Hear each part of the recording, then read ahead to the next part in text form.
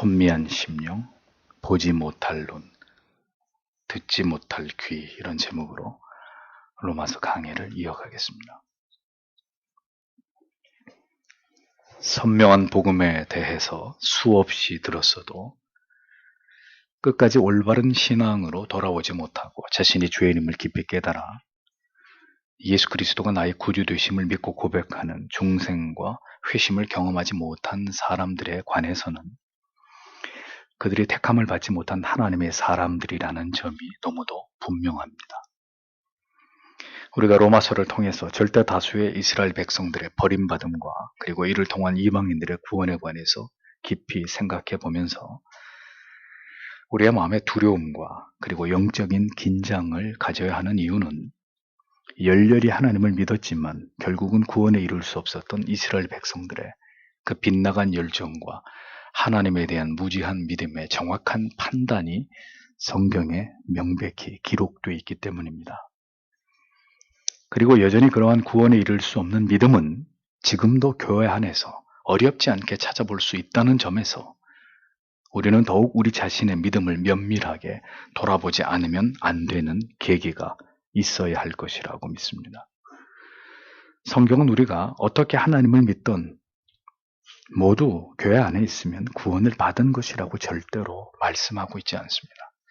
얼마나 많은 사람들이 지금도 무지한 자신의 생각과 고집에 사로잡혀서 성경에서 벗어난 그릇된 믿음을 고집하고 있는지를 생각하면 참으로 안타깝고 우려스러운 마음이 적지 않습니다. 그럼에도 불구하고 또 한편으로 소망을 잃지 않게 되는 것은 그가 하나님의 택하심을 입은 하나님의 사람이라면 반드시 자신의 어리석고 무지한 믿음과 삶에서 돌이켜서 회개하고 참된 믿음으로 올바른 그리스도인의 삶으로 돌아올 것을 믿기 때문입니다. 반드시 하나님께서 자기 백성들을 올바른 신앙으로 돌이켜 회복시키실 것임을 소망 가운데 우리가 확신하기 때문입니다. 바른 복음, 구원에 이르는 참된 신앙이 무엇인지를 아는 것은 참으로 우리의 구원과 영생을 논함에 있어서 아무리 강조해도 지나치지 않는 가치입니다. 비행기를 타고 다른 나라를 여행하고 목적한 곳을 찾아가는 일에도 철저하게 우리는 이것을 확인하고 거듭 확인을 합니다. 목적지로부터 이탈하거나 혹은 필요한 교통편을 놓치지 않기 위해서 노심초사하게 됩니다. 하물며 인생의 긴 여행이 끝나고 그 인생의 끝에서 우리가 죽음을 맞이하게 될 때 영원히 거하게 될 곳에 관해서 그리고 영생에 이르는 조건을 깨닫고 알아가는 일에 대해서 무지하거나 무관심하거나 지극히 부주의하다면 죽음 이후에 그가 거할 곳이 어떻게 영원한 천국이라고 확신할 수가 있겠습니까? 그의 믿음은 진지하지 않으며 뜨겁지도 열렬하지도 않고 그의 믿음이라고 하는 것은 지극히 관념적이고 추상적이고 종교적인 습관과 관성에 의한 것이 전부일 뿐이라면 그의 구원은 요원하는 것이 될 뿐입니다. 믿음을 주시고 그 믿음을 키워가시는 이도 하나님이시고 그 마음과 영혼을 끝까지 아둔하고 어리석게 하셔서 도무지 진리를 올바로 깨닫거나 이해하지 못한 채로 고집스럽게 바른 믿음이 아닌 길로 행하도록 버려두시는 분도 하나님이십니다. 그렇기 때문에 우리는 성경을 통해서 믿음의 길로 행한 하나님의 사람들과 그 반대 방향으로 향한 버림받은 자들의 모습을 면밀히 살펴보아야 합니다. 그리고 그 진리 위에 우리의 신앙과 삶의 모습을 날마다 포개어 보면서 하나님의 도우심과 깨닫게 하시는 은혜와 긍휼을 구하는 자들이 되어야 한다는 것입니다. 사도는 이제 이스라엘의 버림이 결국 하나님의 어떤 궁극의 섭리와 뜻을 이루시기 위함이었는지를 밝히고 있습니다. 이스라엘의 완고함과 불순종으로 인해서 하나님께서 이루고자 하신 또 다른 계획과 섭리를 설명하면서 이방인들에게 임한 하나님의 놀라운 구원의 계획과 역사하심에 관해서 사도는 논증을 이어가고 있습니다. 존재하는 모든 것은 하나님의 놀라운 뜻과 섭리가 이루어져 감에 있어서 분명한 그 존재의 이유와 목적이 있습니다. 세상에 존재하는 모든 사람들은 그가 의인이든지 악인이든지 한 시대 속에 살아가면서 상호 간의 어떤 작용을 통해서 우리가 다 알지 못하는 어떤 하나님의 신묘막측한 계획과 섭리를 이루어가고 있다는 것을 우리는 분명하게 이해할 필요가 있습니다. 유기된 악인은 그 나름대로 하나님의 계획을 이루어가기 위한 역할들을 성실히 행하고 있는 것이고, 택함을 입은 의인들 또한 그들의 존재의 이유와 목적을 그 시대 가운데 성실히 드러내면서 그것을 이루어가고 있는 것입니다. 성경이 이스라엘과 이방인들을 통해서 이 진리를 어떻게 설명하고 있는지를 오늘은 함께 하나님의 말씀을 통해서 생각해 보기를 원합니다. 7절을 보십시오. 그러면 어떻게 된 것입니까? 이스라엘은 자기들이 찾는 것을 얻지 못했고 오직 선택된 사람들만이 그것을 얻었습니다. 나머지 사람들은 완고해졌는데, 이렇게 기록이 되어 있습니다. 여러분, 이스라엘을 보십시오. 이스라엘은 절대로 게으르거나 나태하지 않았습니다. 언제나 항상 간절히 그들의 원하는 것을 구하고 있었습니다. 구하는 이라고 번역된 헬라어 에피제테오라는 말은 추구하다, 애를 쓰다, 이런 의미입니다. 그러니까 애타게 간절히 그들 나름대로 무엇인가를 추구했습니다. 나름대로 그들은 자기들이 추구하는 의에 매달리고 있었다는 말입니다. 하나님께서 말씀하신 의가 아니라 율법을 지킴으로 도달하는 의를, 하나님께로부터 말미암은 은혜의 구원이 아니라 그들이 의를 추구하는 행위로 도달하는 구원을 그들이 애타게 추구하고 있었다는 것, 구하고 있었다는 것입니다. 그렇게 그들은 그들이 얻고자 하는, 그러나 하나님께서 결코 원치 않으시는 그것을 간절히 갈망했습니다. 항상 그것을 얻고자 했고 그것을 고집스럽게 추구했습니다. 여러분, 세상 사람들이 무엇을 추구하던 간에 그것은 차치하더라도 오늘날에도 교회를 다니는 교인들 역시 간절히 무엇인가를 신앙 안에서 항상 추구하고 갈망합니다. 자녀가 잘 되기를 바라고, 육신이 항상 건강하기를 원하고, 사업이 번창하고 성공하기를 꿈꿉니다. 부단히 자신이 원하는 것을 얻기를 소망하고 그것을 위해서 애쓰면서 노력하면서 살아갑니다. 그런데 문제는 그것이 하나님께서 성경이 정령이 원하는 궁극의 뜻이 아니라면, 진리가 말씀하고 있는 바 올바른 가치와 우선순위가 아니라면 그 바라는 모든 것은 절대로 성취될 수 없다는 것을 성경은 분명히 말씀합니다. 이스라엘이 구하는 그것을 얻지 못하고 라고 기록되어 있지 않습니까? 어떤 이들은 교회를 다니면서 성공을 꿈꾸었을 것입니다. 그래서 성공을 거두었고 원하는 것을 얻었을지 모르겠지만 그의 영혼은 구원에 이르지 못할 수 있습니다. 어떤 교인은 교회에서 명예를 얻고자 했고 겉으로 보기에는 그가 행한 모든 충성과 열심으로 결국 바라는 것을 얻을 수 있게 되었을지라도 천국에는 들어가지 못할 수 있습니다. 평생을 방언으로 기도하면서 소위 직통계시라는 것을 통해서 많은 성도들을 기만하면서 하나님의 뜻이라고 믿는 바를 전해주고 그렇게 사도와 선지자 노릇을 할 수 있을 것입니다. 그러나 그것으로 그 사람이 영생에 들어갈 수 있다고 믿었다면 그것은 그의 어리석은 착각에 지나지 않는 것입니다. 주께서는 마태복음 7장 22절 23절에서 분명히 이르시기를 그날에 많은 사람이 나더러 이르되 주여 주여 우리가 주의 이름으로 선지자 노릇을 하며 주의 이름으로 귀신을 쫓아내며 주의 이름으로 많은 권능을 행치 아니하였나이까 하리니 그때 저희에게 밝히 말하되 내가 너희를 도무지 알지 못하니 불법을 행하는 자들아 내게서 떠나가라 하리라 라고 말씀했습니다. 모든 그리스도인들은 모두가 자기만의 목적과 이유가 있어서 간절히 바라는 바가 있어서 신앙생활을 종교생활을 할 수 있습니다. 자기들이 믿는 방법이 모두 영생을 구원을 보장해 줄 것이라고 여기고 자기들의 삶에 간절히 소원하는 바를 충성의 대가로 얻을 것이라고 믿고 열심히 종교생활에 매달릴 수 있다는 이야기입니다. 그러나 단언하건대 그 끝은 그들이 원하는 궁극의 가치를 얻지 못하는 것으로 끝나고야 만다는 것입니다. 즉 구원과 영생과는 전혀 무관한 믿음이 될 수 있다는 것입니다.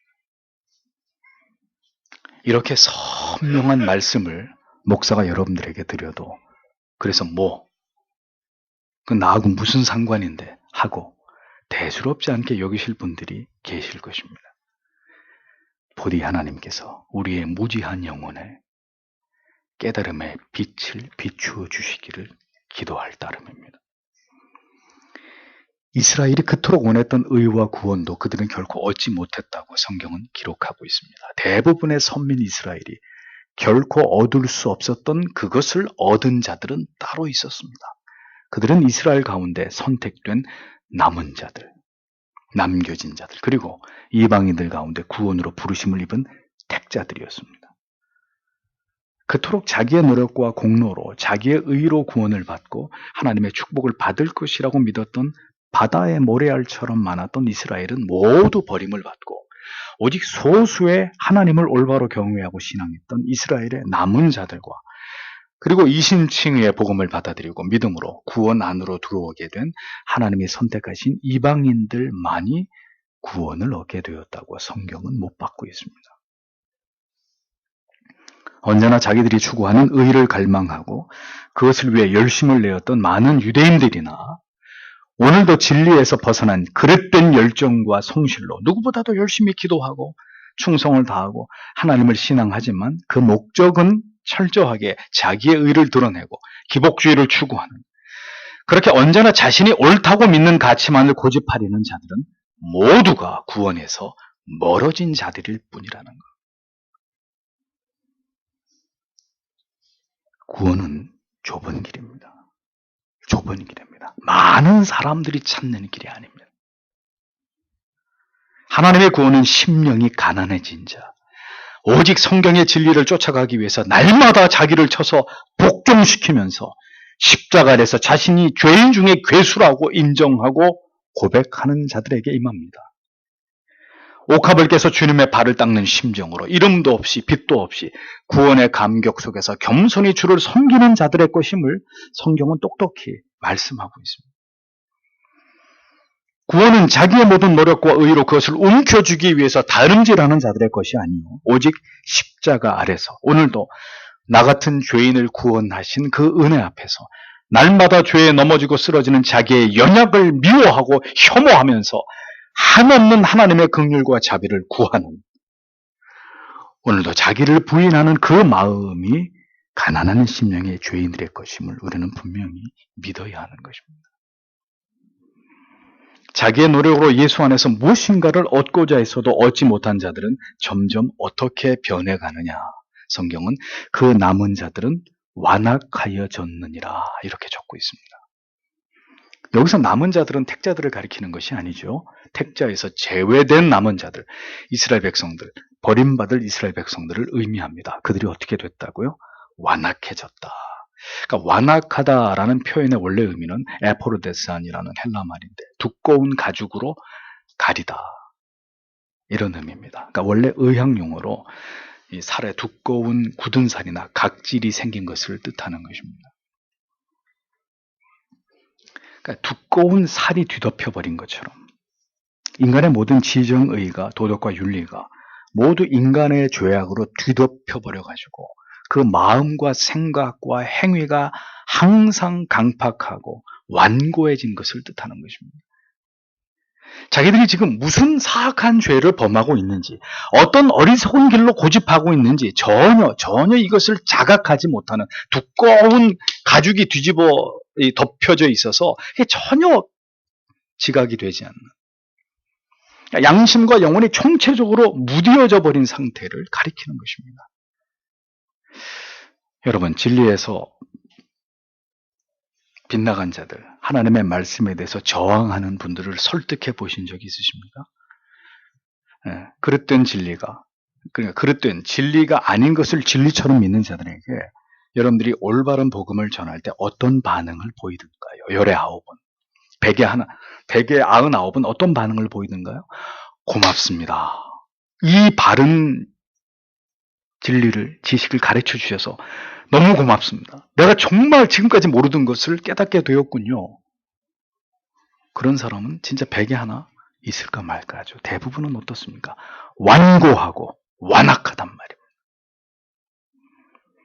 그들의 영혼에 도저히 벗겨낼 수 없는 어떤 두꺼운 가죽과 굳은 살이 뒤덮여 있는 것을 느끼게 됩니다. 무슨 말을 해도 받아들이지 않고 자기의 주장을 굽히지 않는 이런 모습들을 보게 될 것입니다. 그들은 절대로 자기들의 생각, 사상, 가치관, 이념, 자기의 신념이 틀렸다고 생각하지 않습니다.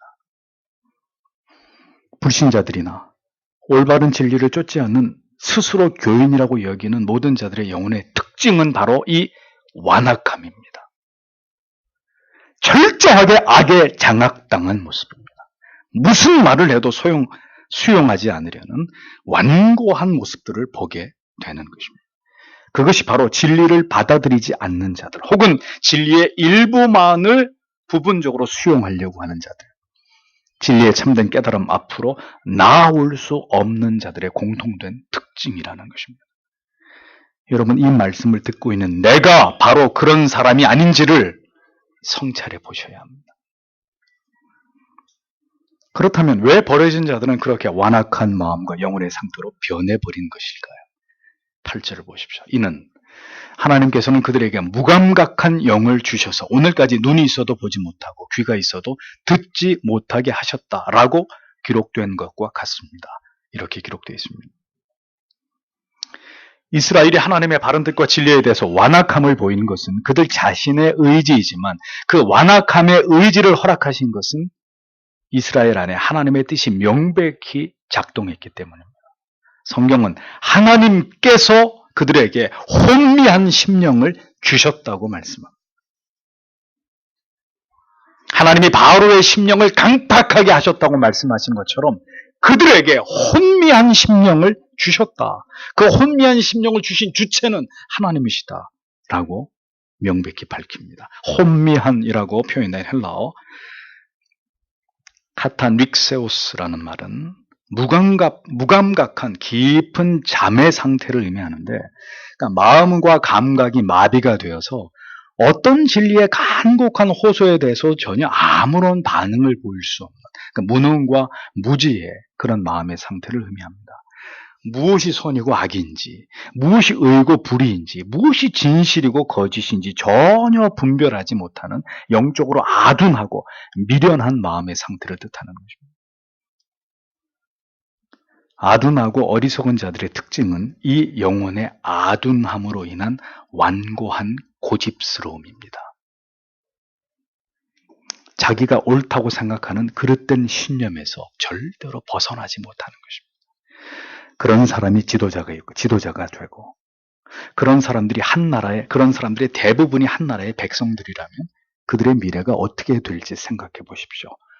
재앙이 될 것입니다. 이스라엘 백성들과 그들의 종교적인 지도자, 권력가들의 영혼이 이같이 혼미한 상태였다는 것입니다. 혼미한 영혼의 상태. 하나님의 뜻에 전혀 반응할 수 없고 전혀 선악을 구분할 수 없는 마음의 상태. 전혀 생명의 활동이 나타나지 않는 죽음의 상태가 바로 버림받은 이스라엘의 영적인 상태였다. 혼미한 심령이었다 라고 성경이 말씀합니다. 그들은 진리에 대해서, 하나님의 뜻에 대해서 철저하게 눈과 귀가 가리워진 채로 자기들의 의에만, 자기들이 믿는 부정한 신념에만 집착하는 지독히 어리석은 고집에 사로잡혀 있었다는 것을 알 수 있습니다. 눈이 있어도 보지 못하고 귀가 있어도 듣지 못하는 이러한 영혼의 상태는 곧 하나님의 저주입니다. 하나님의 지엄한 형벌입니다. 성경의 진리가 눈앞에 펼쳐져 있고 교리를 통해서 무엇이 옳고 그름을 선명하게 말씀하고 있음에도 기독교의 유구한 역사가 믿음의 올바른 길을 선명하게 제시하고 있어도 그런 것들을 깡그리다 무시하고 오늘날 교회 안에서 발견되는 온갖 종류의 미신적인 신앙을 보십시오. 온갖 이단적인 사상이 영혼들을 뒤덮고 그들을 유린하고 있는 지금의 현실을 보십시오. 모두 양심에 화인 맞은 자들이고 영적인 장님들과 귀머거리들입니다. 하나님께서 바른 진리를 깨닫지 못하도록 그들의 눈과 귀를 모두 봉쇄하셨다는 거예요. 보편적인 부르심을 입은 교회 안에 있는 사람들 가운데서도 데살로니가 후서 2장에 나오는 말씀처럼 진리의 사랑을 받지 아니하고 구원에 이르지 못하는 자들이 있습니다. 하나님이 유혹을 그들 가운데 역사하게 하셔서 거짓 것을, 진리가 아닌 것을 믿게 하시는 자들이 존재한다는 것. 아무리 하나님의 말씀을 올바른 뜻을 가르치고 설명해 주어도 그런 것에 고집스럽게 붙들려 있게 하시는 자들이 있다는 것입니다. 악한 것에 중독되게 하셔서 도무지 영적으로 지혜롭고 아름다운 가치를 보지 못하는 영적인 장님과 귀머거리 된 그런 자들이 존재할 수 있게 하나님이 그것을 허용하신다는 것. 여러분 가운데 지금 진리가 아닌 어떤 것에 중독되어 있는 분이 계십니까? 위험합니다. 그 영혼은 매우 위험한 가운데 있습니다. 그렇게 진리는 믿지 않고 거짓과 불의한 것을, 말초적인 감각을 충족시키는 것들을 좋아하고 그러한 헛된 가치를 믿고 따르게 해서 결국은 멸망의 심판을 받게 하시려는 자들이 하나님의 백성들 안에도 분명히 존재한다고 성경은 명시하고 있는 것입니다. 그러나 하나님의 택하심을 입은 자들에게는 하나님이 어떤 섭리를 드러내시느냐? 데살로니가 후서 2장 13절 14절에 주의 사랑하시는 형제들아, 우리가 항상 너희를 위하여 마땅히 하나님께 감사할 것은 하나님이 처음부터 너희를 택하사 성령의 거룩해 하심과 진리를 믿음으로 구원을 얻게 하심이니 이를 위하여 우리 복음으로 너희를 부르사 우리 주 예수 그리스도의 영광을 얻게 하려 하심이니라 라고 기록되어 있습니다. 자, 그러니 여러분 보십시오. 택자와 불택자는 부르심이 다르다는 거예요. 그들에게 임하는 하나님의 섭리와 역사가 다르다는 것입니다. 어둡고 혼란스럽고 진리를 깨닫지 못하고 무감각하고 올바로 분별하거나 판단하지 못하는 쪽은 버려진 자들이고, 택자는 하나님의 사람들은 보다 명료하고 선명한 진리로 영혼을 울리는 올바른 복음의 깨달음으로 향하게 되는 것입니다. 성령이 그를 그렇게 올바른 진리로 이끌어 가시는 것입니다. 날카로운 말씀의 채찍으로 무지와 죄를 깨달아서 올바른 진리를 믿고 성령의 역사하심과 인도하심으로 더 하나님께로 향하도록 하나님이 그렇게 이끌어 가시는 것입니다. 그렇게 더 깊은 은혜로 오직 예수 그리스도의 복음만으로 향하시도록 그 영혼 가운데서 그를 견인해 가시는 것이죠. 그렇기 때문에 그는 하나님의 사람인 거예요. 그래서 한 사람의 신앙에 지나온 궤적을 보면 그가 어디로 향하는지 명백하게 알 수 있는 것입니다. 오랜 시간 동안 신앙의 길을 걸어왔어도 그가 고집스럽게 머물러 있는 자리가 여전히 진리에 대해서 마음을 닫고 귀를 막고 눈 막은, 여전히 진리를 깨닫지 못하고 이에 반응하지 않고 있는 곳이라면 매우 그의 영혼이 우려스럽지 않을 수 없는 이유가 여기에 있는 것이죠. 그릇된 신앙의 길에서 올바르지 않은 거짓 복음에서 돌이키지 않으면 그 길의 끝은 영원한 멸망일 수밖에 없다는 것을 우리는 분명하게 믿어야 합니다. 9절에서 10절을 보십시오. 또 다윗이 말하기를 그들의 밥상이 그들에게 올무와 덫이 되고 장애물과 보복받는 자리가 되게 하소서. 그들의 눈이 어두워져서 보지 못하게 하시고 그들의 등은 언제나 굽게 하소서라고 했습니다. 이렇게 기록되어 있는데 바울은 여기서 시편 69편 22절 23절을 인용했습니다. 저희 앞에 밥상이 올무가 되게 하시며 저희 평안이 덫이 되게 하소서. 저희 눈이 어두워 보지 못하게 하시며 그 허리가 항상 떨리게 하소서. 이 구절을 바울이 채용해 왔습니다. 다윗이 쓴 이 시는 원래 원수의 보복을 위해 기도했던 내용인데 바울은 이 기도를 율법주의에 빠진 이스라엘에게 지금 적용시키고 있었습니다. 자, 하나님께서는 이스라엘 백성들에게 밥상을 베풀어 주셨습니다. 밥상은 식탁의 교제는 여러분들이 잘 아시는 대로 유대인의 문화 속에서 대단히 친밀한 관계를 의미합니다. 그들은 선민으로서의 하나님을 가장 가까이에서 섬길 수 있는, 친밀하게 섬길 수 있는 특권을 부여받은 자들이었다는 것입니다. 하나님께서 이스라엘 백성들에게 생명의 밥상을 베풀어 주셨습니다. 이 밥상의 재료는 예수 그리스도라고 하는 생명의 떡과 음료였습니다. 그러나 그들은 어떻게 했습니까? 그들은 이 밥상을 거부함으로 오히려 이 하나님의 구원의 은총이 그들의 영혼을 멸망에 이르게 하는 올무와 덫이 되게 했습니다. 그들은 그리스도를 거부함으로 마침내 그들의 영혼이 산산이 부서져서 멸망에 이르게 되었습니다. 그리스도께서 마련하신 그 풍성한 식탁의 주인공이 될 수도 있었지만 이스라엘은 오히려 그런 은총의 기회를 모두 다 잃어버리고 오히려 율법으로 말미암은 의를 추구함으로 결국 하나님의 심판과 보응의 대상이 되는 비극의 대명사들이 되고 말았습니다. 바른 진리를 듣고도 그것을 거부하는 사람들은 진리에 대해서 드러난 바로 그와 같은 고집스러운 불순종과 불신앙이 결국 그들을 멸망으로 인도하는 그들의 영혼의 올무와 덫이 될 뿐입니다. 예수 그리스도에 대해서 들었어도 예수 그리스도를 구주로 영접하지 않을 때 바로 그 때문에 그의 영혼은 영원히 꺼지지 않는 지옥불에 들어갈 수밖에 없듯이 바른 진리의 도를 배우고 올바른 교리를 배웠어도 그 모두를 다 거부한 사람은 바로 그 때문에 바로 그와 같은 불순종과 고집 때문에 그 사람의 영혼은 멸망을 받게 되는 거예요. 그 불신앙과 불순종이 영원한 심판과 저주의 근거가 되는 것입니다. 하나님께서 그렇게 그들의 눈과 귀를 가리우셨고 보지 못하고 듣지 못하게 하셨고 자기들의 해결되지 않는 죄의 짐의 문제로 결국 영혼의 자유함이 없이 율법에 눌리고 또 눌린 결과 영혼의 등이 굽은 자들로 살아갈 수밖에 없는 그런 하나님의 심판을 그들이 피할 수 없게 되었다고 사도는 날카롭게 지적하고 있습니다.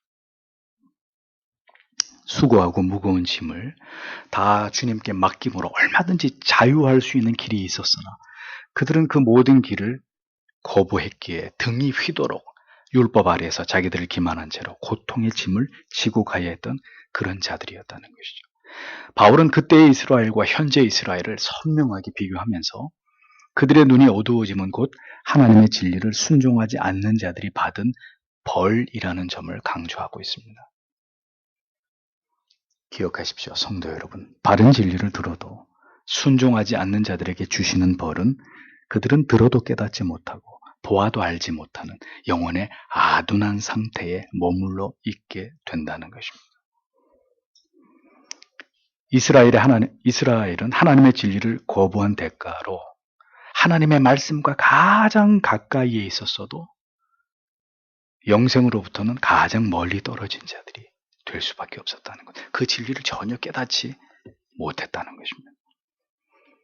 바울은 외식적이고 형식적인 신앙을 중시하는 이들을 향해서 하나님께서 자신의 진리를 감추신다는 진리를 분명하게 강조합니다. 영혼이 굽어진 채로 그렇게 뒤틀린 상태로 그대로 버려둠을 받게 되는 상태에 놓이게 된다고 얘기합니다. 그래서 여러분, 예수를 믿는 것, 교회를 다니는 게 절대로 신앙의 전부가 아니라는 거예요.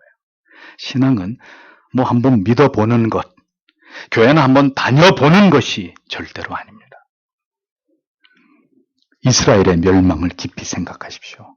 하나님께서 혼미한 심령, 보지 못하는 눈, 듣지 못하는 귀를 주실 때 참된 복음과 구원의 진리가 도리어 영혼의 거부감을 일으켜서 그의 영혼을 넘어뜨리게 할 때 그러한 영혼을 가진 사람 또한 영원히 버림을 받을 이스라엘과 하나도 다르지 않다는 것을 여러분들은 정확하게 기억하셔야 하는 것입니다.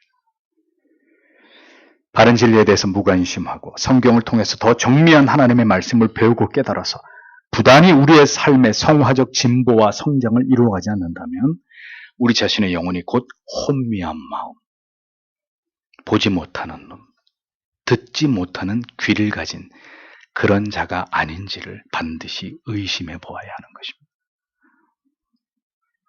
완악함은 진리의 깨달음 앞에서 전혀 변화되지 않는 참된 신앙의 모습이 아닙니다.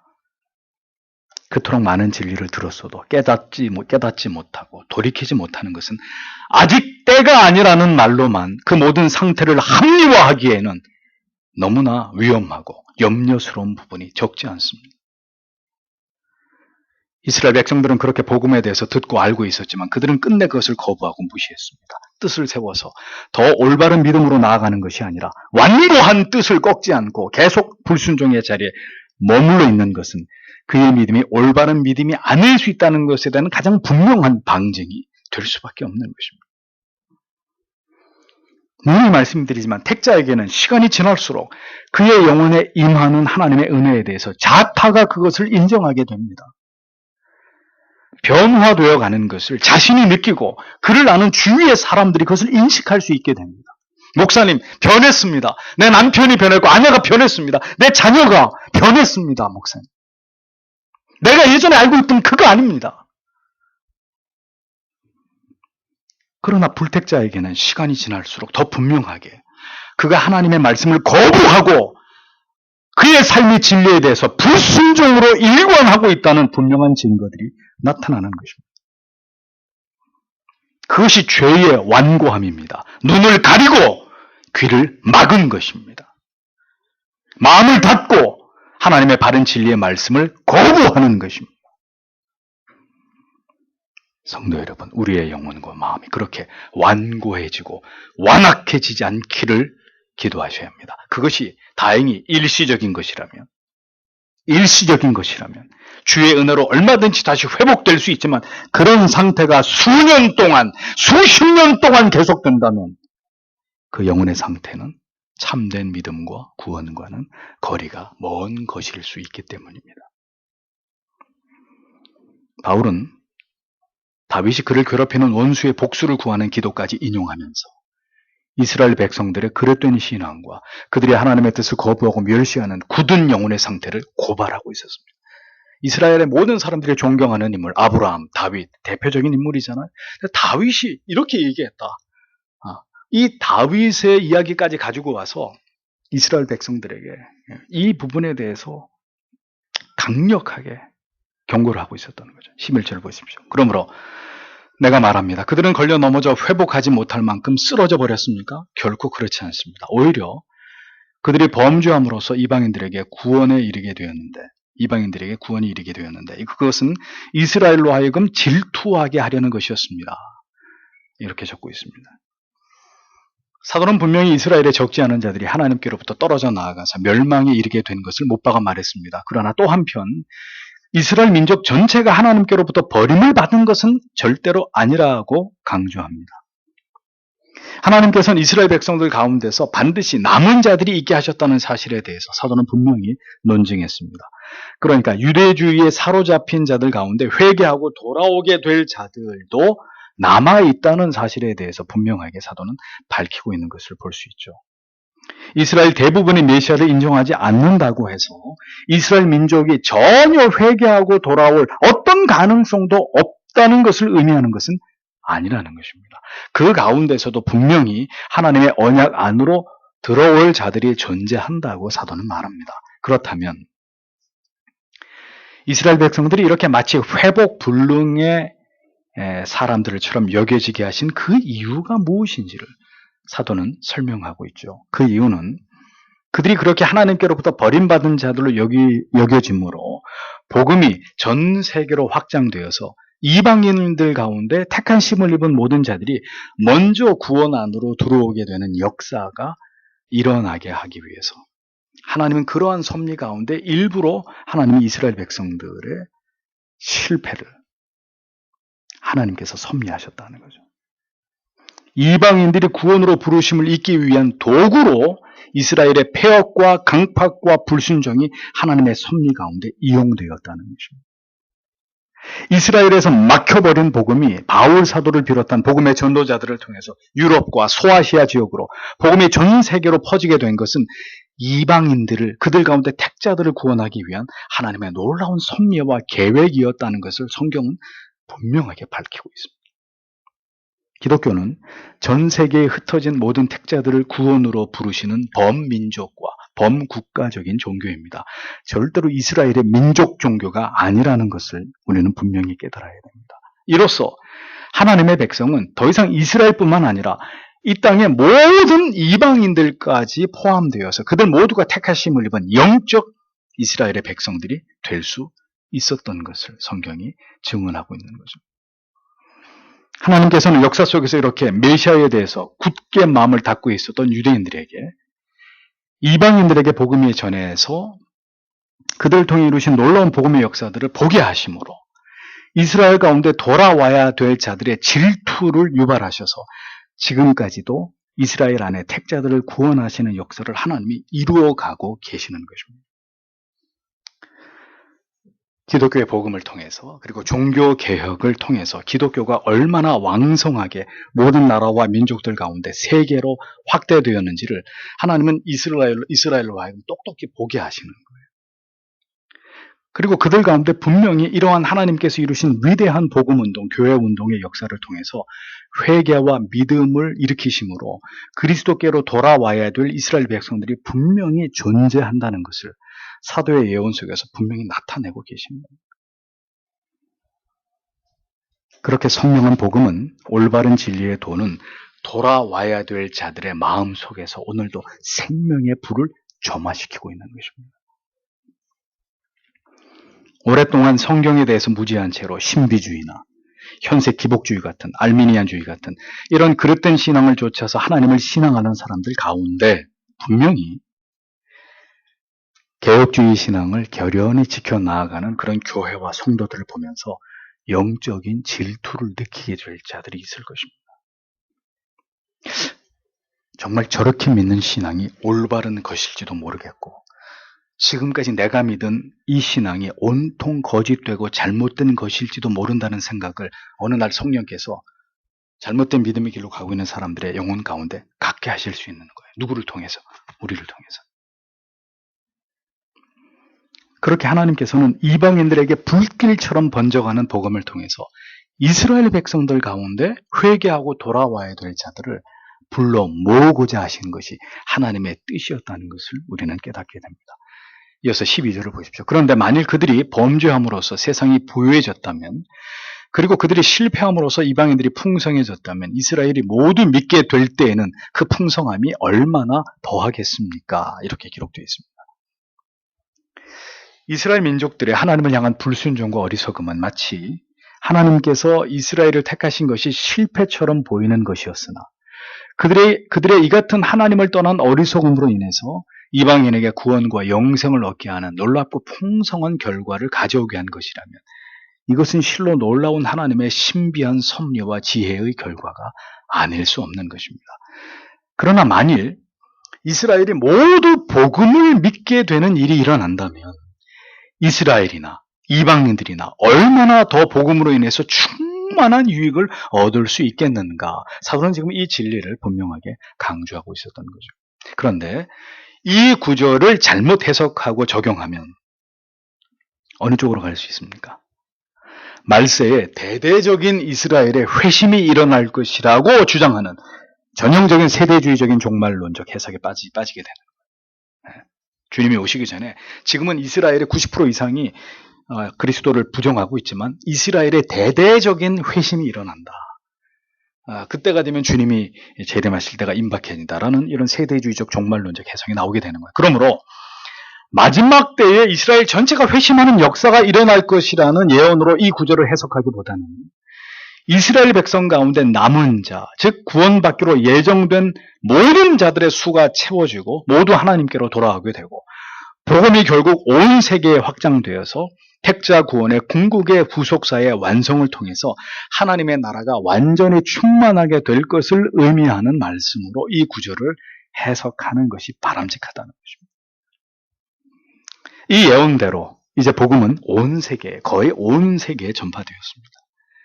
복음으로 온 땅이 충만하게 되었고 구속사의 시기 바늘은 이제 얼마 남지 않은 택자들을 구원으로 불러 모으기까지 남겨진 그리 길지 않은 시간을 가리키고 있습니다. 복음으로 충만해진 이 세상은 이제 반대로 이 복음을 지워가고 이 진리를 철저하게 무너뜨리면서 그리스도의 재림의 시기를 도래하게 만드는 그 악랄함에 가속도를 붙이고 있습니다. 이스라엘의 넘어짐과 실패가 결국 온 세계의 나라들과 민족들에게 충만하게 복음이 전해지게 된 원인이 되었듯이 하나님의 섭리는 악의 창고를 통해서도 하나님의 선한 뜻을 이루시고 그것을 확장시켜 나아가는 역사를 만들어내신다는 것을 우리는 인류의 역사 속에서 확인하게 되는 것입니다. 로마의 박해와 핍박이 초대교회 복음이 온 세계로 확산되게 되는 계기가 되었고, 가톨릭의 실패로 인해서 결국 중세 암흑기에서 교회 개혁을 통해서 프로테스탄트, 개신교가 출현할 수 있었습니다. 이 일로 인해서 다시 성경으로 돌아가게 되는 놀라운 신앙의 회복을 하나님께서 일으키신 것을 볼 수 있습니다. 그러니까 역사 속에는 이처럼 전화위복의 하나님의 분명한 섭리들이 계속해서 나타난다는 것입니다. 오늘의 불행과 고통과 고난이 하나님의 새로운 뜻을 여는 분명한 시작점이 될 수 있다는 것을 우리는 잊지 말아야 하는 거죠. 지금의 실패가, 지금의 가로막힘이 또 다른 방향을 열고 새로운 길을 보게 하시는 하나님의 뜻일 수 있다는 것입니다.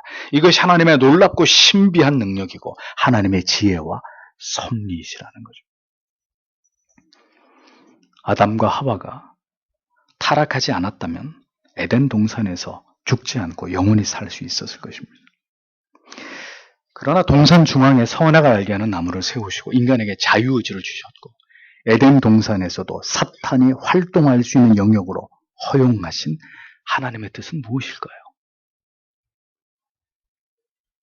타락하지 않고 영생을 누리는 것도 하나님의 뜻일 수 있지만 비록 아담과 하와로 인해서 타락을 했고 온 인류가 하나님과 단절되어서 영원한 멸망의 길로 향하게 되었더라도 하나님께서는 이 모든 것을 다시 원점으로 되돌려 놓으실 수 있는 위대한 계획을 세워서 결국 하나님의 자녀들을 모두 완벽하게 구원해내시고 이 모든 일들을 통해서 성삼위 하나님께서 세세 무궁토록 영광을 받으신다면 인류의 실패는 더 위대한 하나님의 사랑과 은혜와 하나님의 능력과 권능을 드러내시면서 이 모든 하나님의 은총을 그 사랑하시는 백성들로 하여금 더 생생하게 경험하고 깨닫고 하나님을 찬양하게 하시는 하나님의 위대한 계획과 섭리와 뜻이라는 것을 우리는 믿어야 하는 것이죠.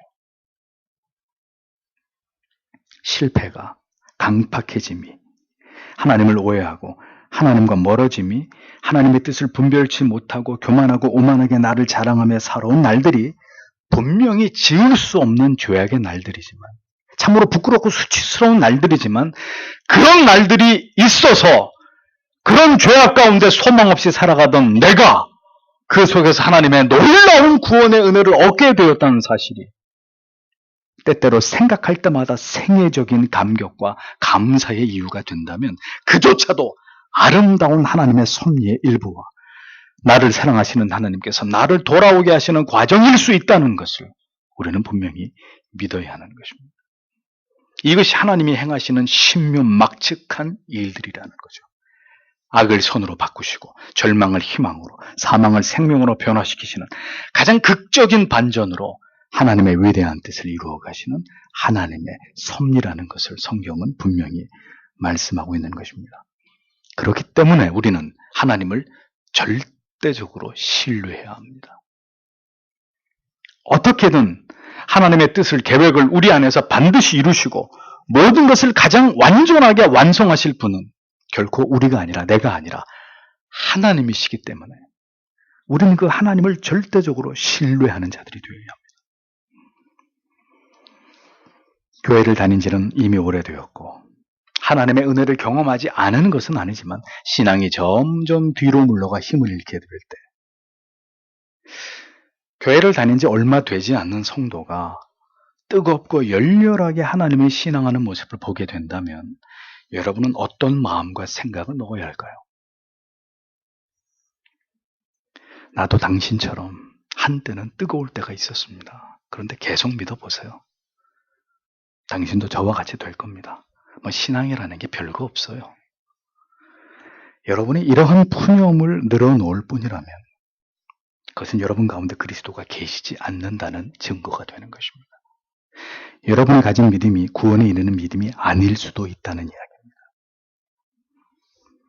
뜨거운 믿음으로 하나님을 신앙하는, 한때는 도저히 저 사람이 저렇게 열렬히 하나님을 믿을 거라고는 전혀 여기지 않았던 사람들의 변화의 모습을 보면서 회심의 감격 속에서 열렬히 하나님을 신앙하는 믿은 지 오래되지 않는 지체들을 보면서 여러분이 참된 그리스도의 사람들이라면 돌아서서 뜨거운 눈물을 쏟는 자들이 되어야 하는 것입니다.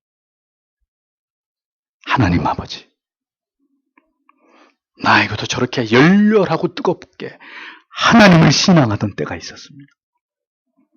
그러나 지금의 나의 영혼은 불 꺼진 어둡고 차가운 지하실처럼 칠흑같이 어두워져 버렸습니다. 싸늘이 다 식어져 버렸습니다.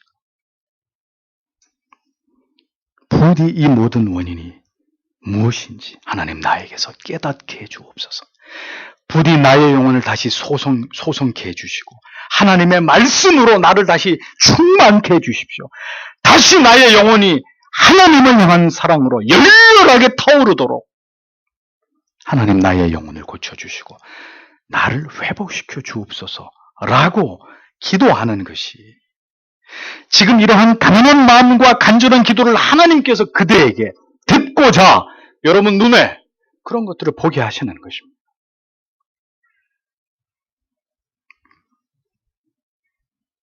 넘어짐이 부요함으로, 실패가 충만함으로 바뀌도록 역사하시는 하나님, 그 하나님의 능력이 오늘도 당신을 붙들고 있고 당신의 인생을 섭리하고 계신다는 것을 잊어버리지 마십시오. 하나님은 그 모든 선한 일들을 여러분의 삶 안에서 이루어 가실 것입니다. 완벽하고 가장 정확하게. 부디 여러분 모두가 복음의 진리를, 하나님께서 여러분에게 촉구하시는 바른 신앙을 여러분들이 갖게 되시기를 바랍니다. 그것이 여러분이 이 교회의 지체가 되어서 하나님을 섬기고 있는 궁극의 이유와 목적이기 때문이죠. 이러한 원색적인 복음을 듣고도 자기를 고집하는 사람에게 목사가 더 해드릴 수 있는 것은 없습니다. 여기서 제가 여러분들에게 더 해드릴 수 있는 것은 없어요. 하나님께서 부디 불쌍히 여기셔서 진리를 깨닫게 하시고 변화시켜 주시기만을 목사는 기도할 따름이고, 여러분 자신도 그것을 위해서 중단하지 않고 포기하지 않고 하나님 앞에 기도하셔야 하는 것입니다. 기도하겠습니다.